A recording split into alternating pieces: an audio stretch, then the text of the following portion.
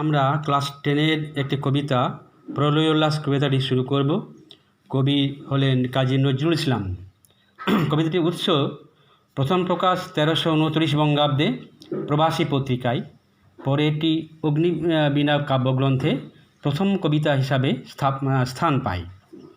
Plot: পরাধীন Bharatvarsha, British শাসকের অত্যাচার, সমগ্র দেশ জুড়ে অশিক্ষা, অন্ধবিশ্বাস ও জীর্ণ লোকাচারের অনুশাসন, এসব থেকে মুক্তির আকাঙ্ক্ষায় বিপ্লববাদের মন্ত্র উচ্চারণে ধ্বংসের মধ্য দিয়ে নূতনের জয়গান ধ্বনিত। এবার কবিতায় আসা যাক। কবিতার নামকরণ দেওয়া আছে প্রলয় উল্লাস। শব্দটির সন্ধি বিচ্ছেদ করলে দাঁড়ায় প্রলয় যোগ উল্লাস। প্রলয় মানে ধ্বংস আর উল্লাস মানে আনন্দ। তাহলে প্রলয় উল্লাস শব্দটির অর্থ হলো প্রলয়ের কারণে উল্লাস ধ্বংসের কারণে আনন্দ। কবি নজরুল ইসলাম প্রলয়ের নানা রূপচিত্র দেখিয়েছেন এই কবিতায়, সঙ্গে উল্লাসেরও। পরপর দুটি স্তবক আমরা পাঠ করব, তারপর গভীর আলোচনা করব। কবিতাটি দেখো। তোরা সব জয়ধ্বনি কর, তোরা সব জয়ধ্বনি কর, ওই নূতনের কেতন ওড়ে কালবৈশাখীর ঝড়। তোরা সব জয়ধ্বনি কর, তোরা সব জয়ধ্বনি কর। আসছে এবার অনাগত প্রলয় নেশা নিত্য পাগল, সিন্ধু পাড়ির সিংহদ্বারে ধমক হেনে ভাঙল আগল। মৃত্যুগহন অন্ধকূপে মহাকালের চণ্ডরূপে ধূম্রধূপে বজ্রশিখার মশাল জেলে আসছে ভয়ঙ্কর, ওরে ওই হাসছে ভয়ঙ্কর, তোরা সব জয়ধ্বনি কর। এই প্যারাগ্রাফটাতে আসলে কবি এই তোরা বলতে কবি পরাধীন নিপীড়িত আর্ত ভারতবাসীকে বুঝিয়েছেন। স্বাধীনতাকামী তরুণ বিপ্লবীরা পরাধীনতার শৃঙ্খল মোচনে উদ্যত। কালবৈশাখীর বেগে নতুন কেতন উড়িয়ে তারা প্রবল নেশায় মত্ত। ওই নূতনের কেতন ওড়ে কালবৈশাখীর ঝড়। কালবৈশাখীর ঝড় দুরন্ত, দুর্ধর্ষ, অল্পতার সময়সীমা। ওই ঝড় মুহূর্তে বহু গাছগাছালি, ঘর বাড়ি কত কি ধ্বংস করে চলে যায়। ধ্বংসের এই দৌরাত্ম্য সত্ত্বেও মানুষ নতুন বৃষ্টি পায়, উল্লসিত হয় বৃষ্টি পেয়ে। এই বৃষ্টিই কিন্তু নতুন কেতন বলতে কবি পরিবর্তিত সমাজ ব্যবস্থার শুভদিনের আগমনকেই ইঙ্গিতবাহী করে তুলেছেন। কারণ ধ্বংসের মধ্য দিয়েই সৃষ্টির নব উত্থান, তাই কবি তাদের জয়ধ্বনি করতে বলেছেন। আসছে এবার অনাগত প্রলয় নেশার নিত্য পাগল। অনাগত মানে যা এখনও আসেনি বা অনুপস্থিত।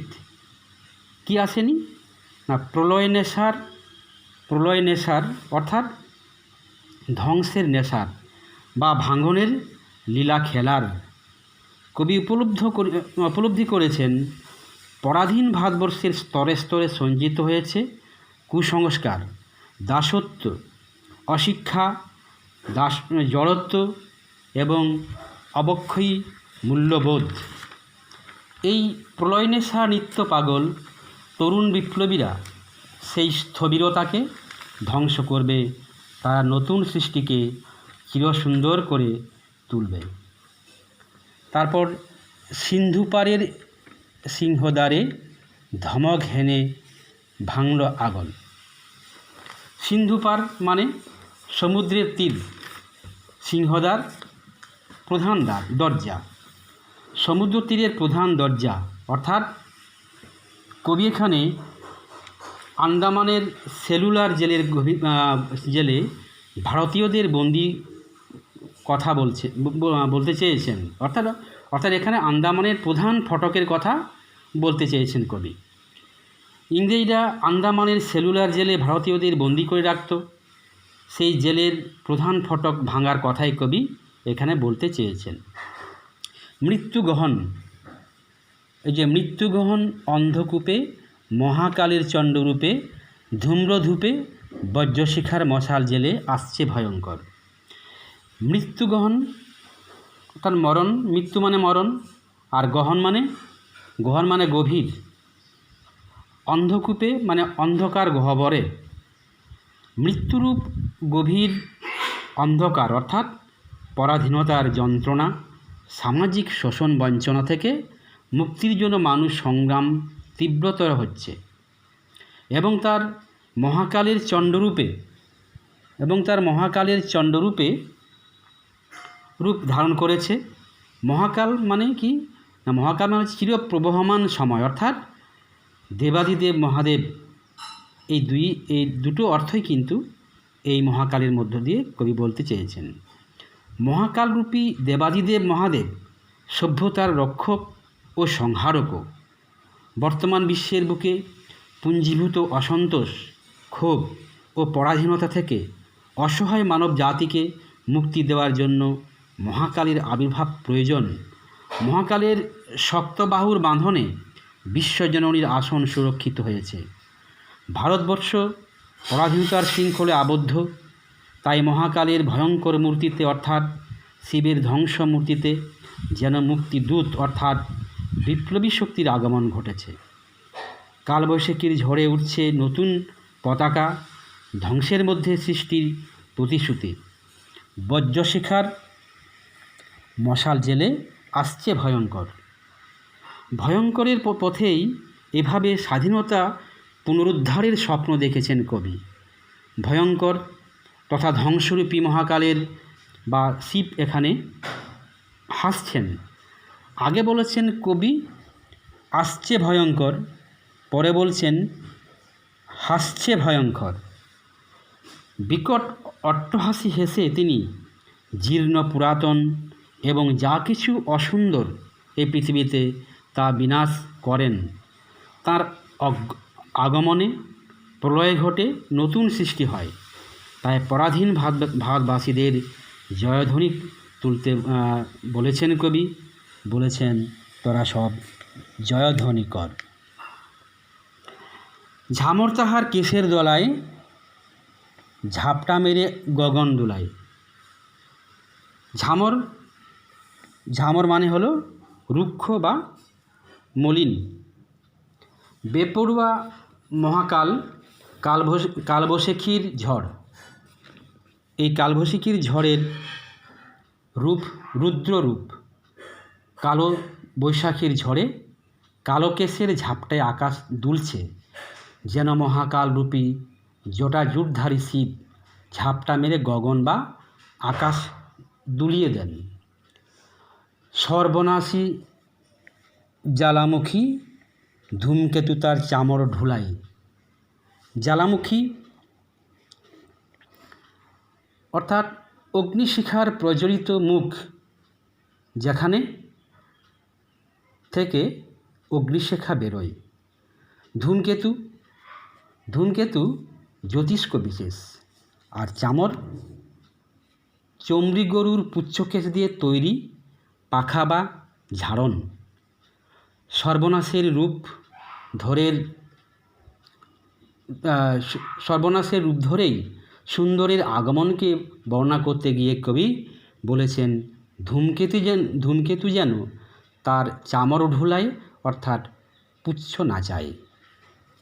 এরপর হচ্ছে বিশ্বপাতার বক্ষ কোলে, রক্ত তাহার কৃপাঞ্জলে দোদুল দোলে। বিশ্বপাতা বিশ্বের পালনকর্তা বা রক্ষাকর্তা। আদিদেব মহাদেব একাধারে সৃষ্টি ও সংহারের প্রতীক। ধ্বংস ও সৃষ্টি দুই তার হাতে, তাই তিনি বিশ্বের পাতা অর্থাৎ পালক কর্তা বা পালনকর্তা বলে এখানে অভিহিত। স্বাধীনতার বিপ্লবে নেতৃত্ব দানকারী তরুণ সমাজ কবির চেতনায় রক্তমাখা কৃপণের মতোই অর্থাৎ রক্তমাখা খড়গের মতোই উদ্যত দোদুল্যমান, দোদুল দোলে। তাই বিশ্বপাতা অর্থাৎ বিশ্ব রক্ষা কর্তার বুকে তাদের অবস্থান। অট্টরোলে হট্টগোলে স্তব্ধ চরাচর। অট্টরোল অতি উচ্চধ্বনি বা কলরব, হট্টগোল গোলমাল, স্তব্ধ নিস্তব্ধ বা নিশ্চল, চরাচর সমস্ত পৃথিবী। ভারতবর্ষে ইংরেজ শাসনের অন্যায়, অবিচার ওই নৈরাজ্যের যে গ্লানি পুঞ্জীভূত হয়েছে তাকে দূর করার জন্য নটরাজের প্রলয় নৃত্যের প্রয়োজন। ভাঙনদেব ধ্বংসলীলায় উন্মত্ত হয়ে অট্টহাসিতে ফেটে পড়েছেন। তার সেই ভয়ঙ্কর হাসিতে পরাধীন ভারতবর্ষের সমগ্র চরাচর স্তব্ধ রয়েছে। এই ভয়ঙ্কর এর আড়ালেই রয়েছে সুন্দরীর প্রতিশ্রুতি। তাই ভয়ঙ্করকে ভয় না পেয়ে তার জয়ধ্বনি করতে বলেছেন কবি এবং বলেছেন, তোরা সব জয়ধ্বনি কর, তোরা সব জয়ধ্বনি কর। এইভাবে কবি নজরুল ইসলাম ভারতবর্ষের স্বাধীনতাকামী উৎসুক দেশপ্রেমীদের প্রবল উৎসাহ যোগাচ্ছেন এবং এইভাবেই এই দুটি স্তবকের মধ্যে কবি স্বাধীনতাকামী মানুষের মধ্য দিয়ে তাদের জয়গান গেয়েছেন, প্রবল উৎসাহও যোগাচ্ছেন। আজকে আপাতত এখানে থাক, পরের ক্লাসে পরের অংশ। ভালো থেকো।